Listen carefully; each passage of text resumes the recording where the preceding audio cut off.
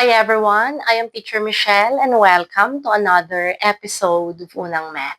In this episode, I will be discussing this lesson representing irrational numbers on the number line. Okay, this is a number line. This is the origin of this number line. On the right side of this origin are positive numbers. On the left side are negative numbers. Irrational numbers are non-terminating, non-repeating infinity decimals. So how are we going to represent irrational numbers on the number line?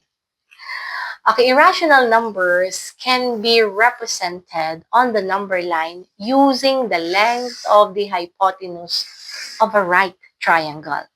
And if we are dealing with the length of the hypotenuse of the right triangle, then we will be using Pythagorean theorem. Okay, the formula is c squared is equal to a squared plus b squared. Okay, let's say this is a right triangle. If this is the right angle, then it means this is the hypotenuse.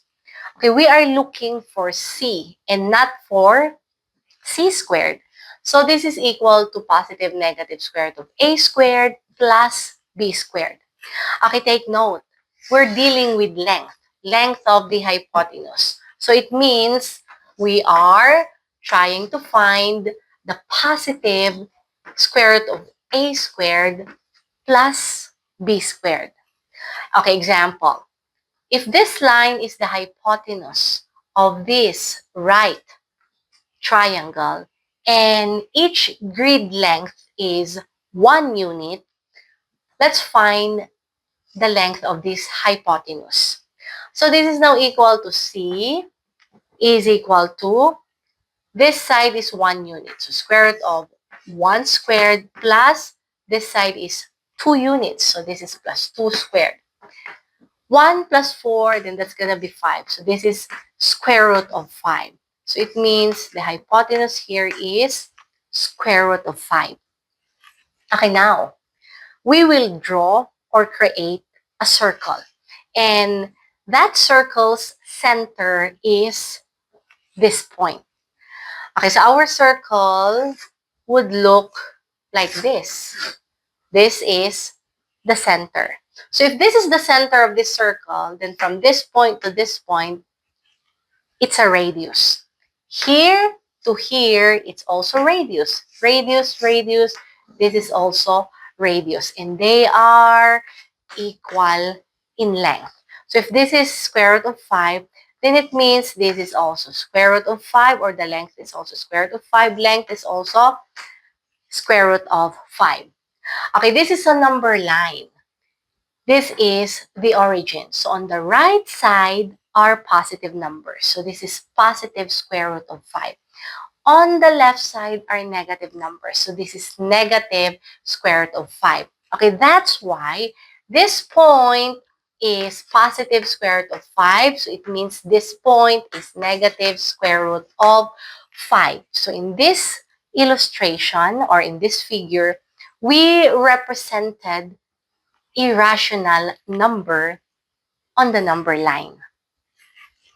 Okay, let's have more practice or example by answering this concept check question. We will fill in the box with the correct number. Okay, in the right triangle AOB, so AOB, this is a right triangle. Segment OA is the hypotenuse. So to get the hypotenuse, it would be equal to square root of OB squared. So OB plus square root of AB squared. So OB, we have here 2 units. So this is 2 squared. What about AB? 1 unit, so 1 squared. So 4 plus 1, then that's going to be 5. So it means hypotenuse is square root of 5. Okay, with point O, or this point, as the center, and segment OA as the radius, draw a circle. So if we're going to draw a circle, then it would look like this. This is the center. This is radius. Okay, now, let the point where the circle intersects the number line be P and Q. So point P is here, point Q is here. Then the number corresponding to point P, or this point, would be, okay, from here to here, it's radius. So it means from here to this point, it's also radius.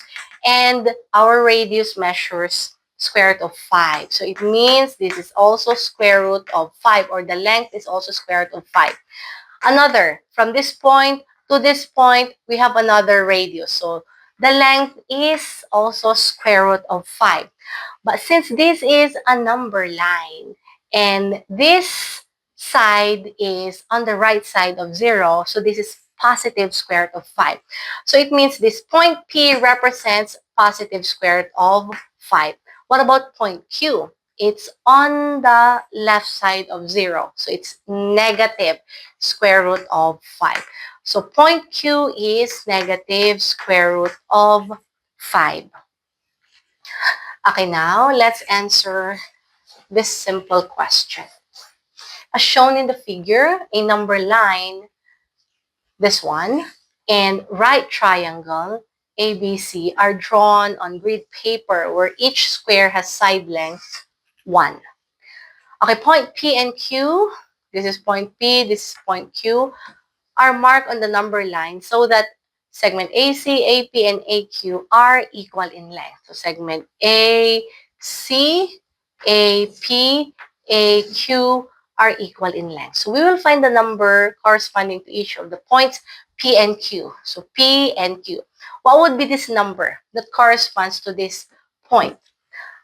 Okay, so we have here a right triangle. So what we need to do first is to find the length of this hypotenuse. So that would be equal to square root of, take note, square, or each square has side length 1. So we have here 1 squared plus, what about here? 3 squared. So 1 plus 9, then that's going to be 10. So it means hypotenuse is the square root of 10. So this is the square root of 10. Okay, so you can see here, this point is the center of the circle. So from this point to this point, meaning this is a radius. So the measure of the radius means is square root of 10. This is center, up to this point, another radius. From this center to this point, another radius. So the length is also square root of 10. So here is also square root of 10. Okay, we are looking for the number corresponding to point P and point Q. We cannot say that point P is positive square root of 10. So this is wrong. Point Q, we cannot say that this is negative square root of 10. Okay, it's because this point started here on negative 1. So it means point P is negative 1. So this is negative 1. Okay, plus square root of 10. So this is point P. Okay, what about point Q? So this is negative 1. Okay, minus square root of 10. So this is point Q.